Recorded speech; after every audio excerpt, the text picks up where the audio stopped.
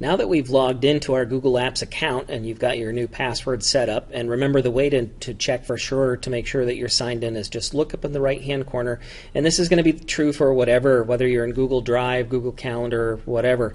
Up in the right hand corner you should see your Google Apps username. That'll let you know that you're logged in.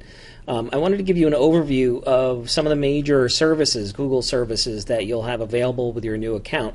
So right up here still in the right hand corner, right next to the left of our username, there's what they call the grid. And you'll notice that when I put my mouse over it, it kind of gets darker.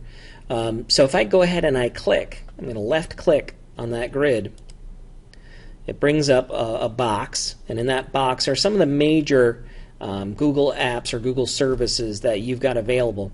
We're in search right now, so if I click on that, it's not going to do anything. But these are some of the other ones, and in later videos I'll be showing you more in-depth overviews of how to use, or how you might want to, your teacher might want you to use some of these apps.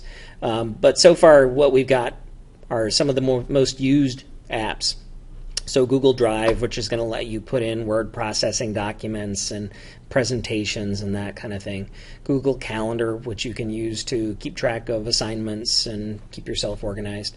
Google Sites, which your teachers may be using to have you create a website, maybe to present information, that kind of thing. Contacts, which is just a list of all of the other users in maloneschools.org, so if you need to share a word processing document with somebody or whatever, you can get their username there. Now if I click on More, you'll see it brings up the next set of services. So we have Google Maps and YouTube and News and so on. And then if I click on Even More, it's going to go to a new web page. And you'll see here these are all of the different Google services that we actually have access to for free with your Google account. Some of them you might not ever end up using, and some of them probably, I would imagine, your teachers might have you using quite a bit. But they're the kind of things, some of them are kind of neat, and you might want to poke around in there yourself and take a look. Okay, so if I want to go back to where I just was, I can either use the back browser, or if I just click on the Google logo up in the corner, that'll take me right back to search.